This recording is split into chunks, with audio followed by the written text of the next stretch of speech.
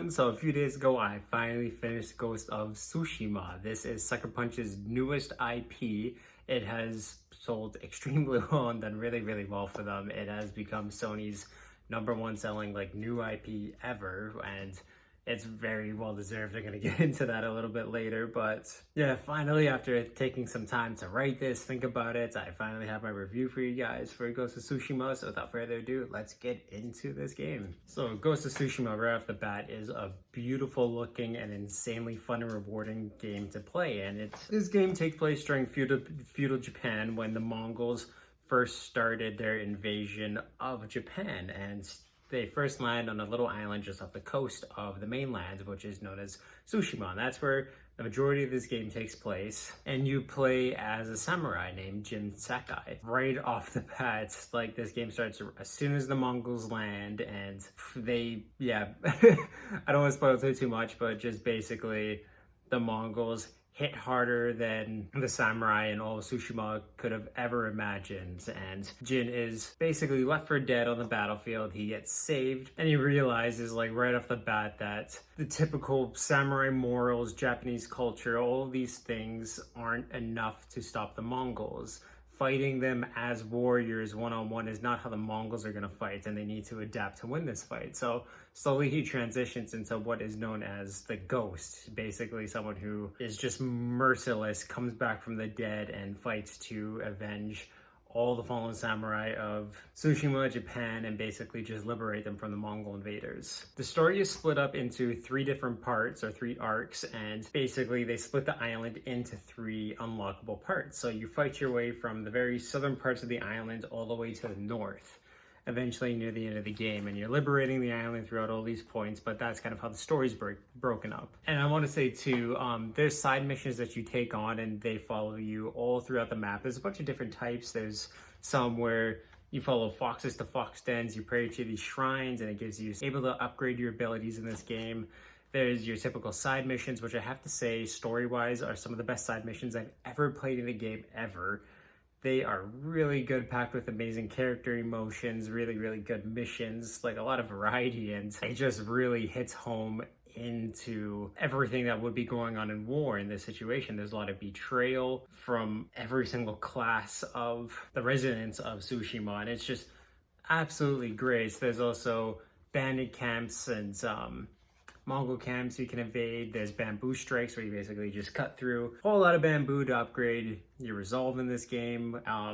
Finding hot springs to upgrade your health. There's a lot of different side missions, but each one it's spread all across the map, and there's a lot to do. I found myself a lot of the time, because I really wanted to upgrade Jin for the final fight and just be an unstoppable beast by the end of the game, I was going to all of these side missions first, kind of on purpose, ignoring the main storyline. But there was so much fun to do, and it was so worth it, because the abilities that you get in this game later on make you an absolute tank, and it's amazing how many abilities they give you. But I'm going to get into that later when I talk about the gameplay. But the side missions in this game, some of the best I've ever played. But yes, the main story is really well done and well crafted, politically, socially, emotionally. There's a lot that comes out of the characters, and just the battles on their own. It's really well crafted, and it makes you care about these characters, and there's a whole bunch of different stories that come in with it too. But it's a very human story, and there's a lot of conflictions, especially with Jin, where he's betraying all the morals of the samurai, which he was raised up his whole life to do, but really they can't win without straying away from their tactics and their code of honor. There's a lot of talk about being a slave to honor, and then also to having no honor at all. It's just very well crafted. It's very respectful too to Japanese culture, Japan's history, the victims of this war, just all the issues of war that come out of it. Vengeance, change, honor, just there's so much more, and even death. There's a lot that they really get into in this game, and I just thought it was really respectful to Japanese culture and just amazingly crafted, and like I said, very respectful. Like I said, there's a lot of death to the characters of Tsushima, not so much for the Mongols, they are just there to be the invaders and the bad guys. The main Khan in the game, he's a very manipulative person, he just wants them to surrender and be their slaves. There's not too much, especially, he's really the only Mongol you get to know in the game. But still, like, he was a very intimidating villain, and he used tactics, even Jin's tactics that he has to resolve to later on in the game. He ends up stealing those and using them against the people and making arguments. Little things like that, but just very well crafted. Also too, all of the voice acting in this game is solid. It's really good from every single character, even all the side missions and like the little people you interact with in the worlds, like just the little NPCs. Very well done. The death sounds are, like I said, really stunning, really good. They did a really good job with the voice acting. The one thing that kind of took away from it for me though was in both the English and Japanese dub, but more so in the Japanese version of this game, the limp animations are a little off on the English side. They're wildly off on the Japanese side, and sometimes it took me out of the moment. It was a little tough to get into sometimes, but it's nothing that's like game breaking or like I couldn't watch the cutscenes because of it. But then again, at the same time, the soundtrack in this game is so damn amazing, and it kicks in at all the perfect points. Like, it just absolutely bolsters every single scene, whether it be in a stealth scenario or an action scenario. In stealth scenarios, well, it all uses traditional Japanese instruments, which I thought was really cool. In stealth moments, there's more like flutes and quieter string instruments, but then you get the big war drums as soon as like big action sequences come in, and it was just, like I said, it really emphasized every single scene and the emotions of the characters, the battles, whatever the scene was trying to convey the most. It just did that absolutely perfectly. So the gameplay in Tsushima is a mix of a lot of different games. I think the main three that you could kind of see the inspiration from in these is the Batman Arkham games, Assassin's Creed, and The Witcher. Whether that be in how the side missions play out, to the combat. Yeah, when it comes to the attacks that Jin has, you have just your typical light attack that you use the square button for. Triangle is your heavy attack. You have a parry button, you have a dodge button, and you also have a bunch of throwables that you can use in the game, and there's a bow and arrow as well for more long range or stealth tactics, whatever the situation calls for. But the one thing that really shakes up the combats, and it was so much fun to, like, well, one, learn and grasp. You learn all of these stances throughout the game through like killing Mongol leaders, so it takes a while to get all of them. But there's these things called stances, and there's 4 different stances, and each of them help you better tackle or fight one of the enemy types. So, like I said, there's 4 stances. I unfortunately don't remember the names of all of them, but it's like wind, rain, I wish I remember them all. But one of them is best for enemies with a spear, one's best for enemies with a sword, one with shield, and then one for brutes, so like big, heavy, scary, muscular enemies like that. So like I said, you don't unlock all of them at once, you progress throughout the game and you get all of them, but near the end of the game, once you get all these stances, you have to swap on the fly because of all the different enemy types that are coming at you, and it is a little challenging at first, but once you get over that learning curve, and also too, learning perfect parries and some of these other attacks that you get in the game, it becomes so seamless. And I was pulling off stances left, right, and center and bouncing, like I said, from shield enemy to spear enemy to brutes. Like, it was absolutely nothing. I just knew exactly what I needed to do in the game.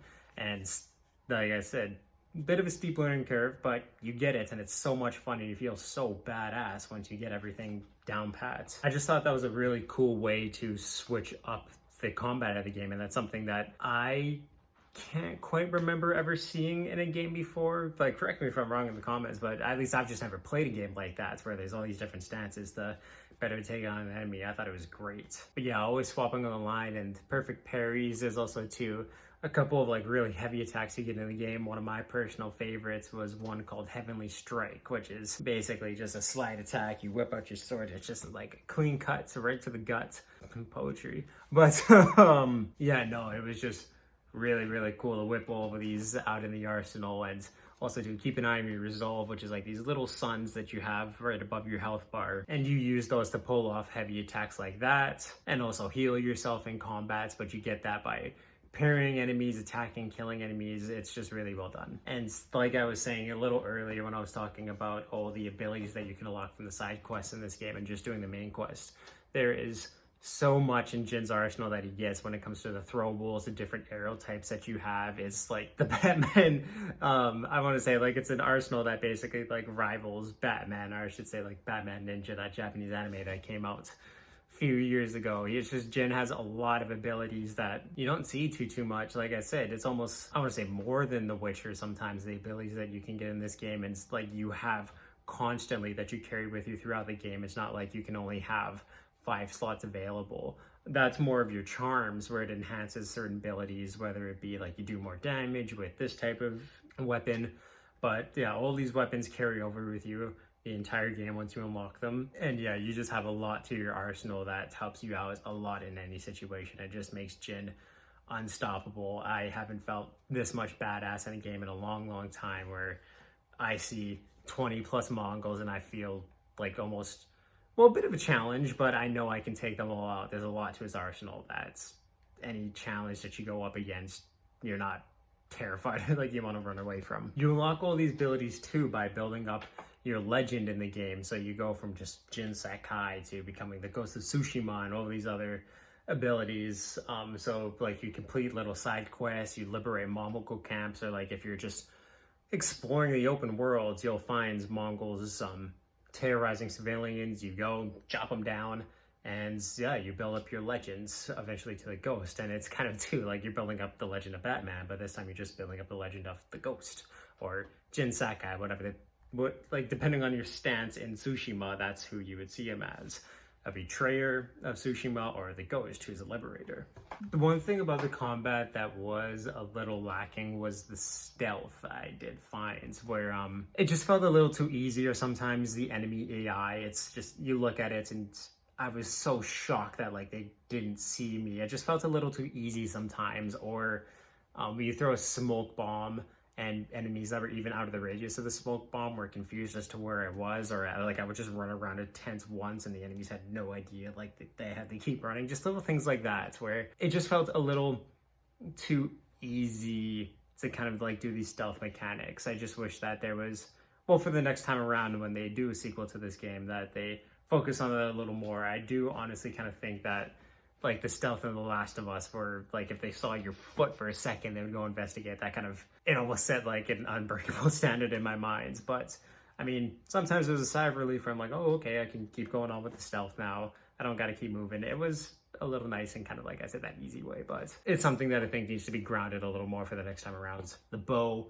is amazing. That's basically all I gotta say. You have 2 different types of bows. There's the half bow, the long bow. Half bow is for enemies at a closer distance, and you have 2 types, just your regular arrows and fire arrows, and then your long bow is more for range scenarios. So again, you have your regular arrows, and then you also have explosive arrows, and you use those in whatever scenario you want to use. But the bow is absolutely amazing. I haven't played a game where the bow felt this good in a long time, or even ever. It was just fantastic. And there's one other ability too called the standoff. So right before you go enter a Mongol camp, or you just see someone on the road, you can initiate a standoff, which is like your typical samurai movie standoff, where you're just waiting for the enemy to make their first move. The one thing that really helped me out is they'll try and fake you out with their shoulders. Pay attention to their feet and their legs. As soon as those move, that's when you want to. You hold down the triangle button, and as soon as those move, let go of the triangle button, you slice them up. You can take out, depending on the armor you use, and also to upgrading this ability, you can take out 5 enemies right off the bat if you're quick enough. And if you're able to, like I say, counter all of these attacks in the manner that you're supposed to, it's a great way to take out some of the heavier brutes earlier on in the fight. You start off a fight with 8 enemies instead of just charging in and trying to take out all 8. So you can take out 5 right off the bat, and then you just have 3 that you have to basically just crowd control. And sometimes too, later on in the game, you can upgrade that ability to make like a successful standoff terrorize your enemies. So some of them will fall down and try and crawl away, and all you got to do is just go up, press square, and give them a little skewer, and that's it. Like I said, it makes combat a lot easier when this is an easy way to clear out some of these enemies. And the open world exploration, one thing I will say about that, like just before I end this review, is that it's such a beautiful open world to explore. I know a lot of people for a long time have wanted an Assassin's Creed game set in feudal Japan, and I think this kind of filled that void for a lot of people. It is beautiful to explore this islands. There's a lot of cool structures you can climb to.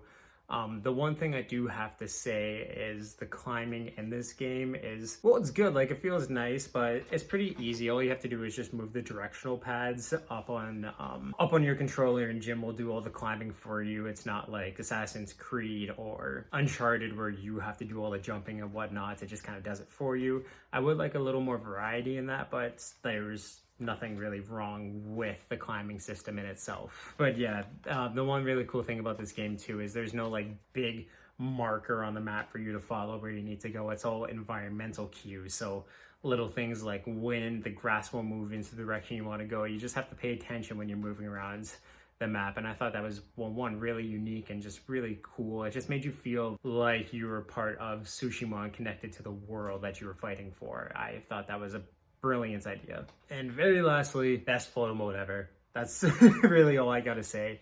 At any point in the game, you just have to press the right directional arrow on your DualShock and it'll take you into photo mode. You can play with the filters, you can play with Jin's emotions, you change the camera angles, time of day. There's so much you can do, and even too, you can have animated environments in the back where like you could have almost like a moving picture, which I thought was really, really cool. And I've never really played with photo modes in games before, but in this one, I wanted to do it almost at every single time because of just how amazing some pictures you can make could be. And like I said, just the best photo mode ever in a game. But with all of this taken together, just an absolute stunning, beautiful, gorgeous game with an amazing story that I can't wait to see more of. I thought it was very respectful of the Japanese heritage and culture, and even to just this war, and I can't wait to see more of this game, whether they choose to send Jin to the mainline in the next game. But I really want more of Tsushima or just the Ghost games. I want to see more of Jin's story. And with all these feelings that I have to give Ghost of Tsushima a 9 out of 10.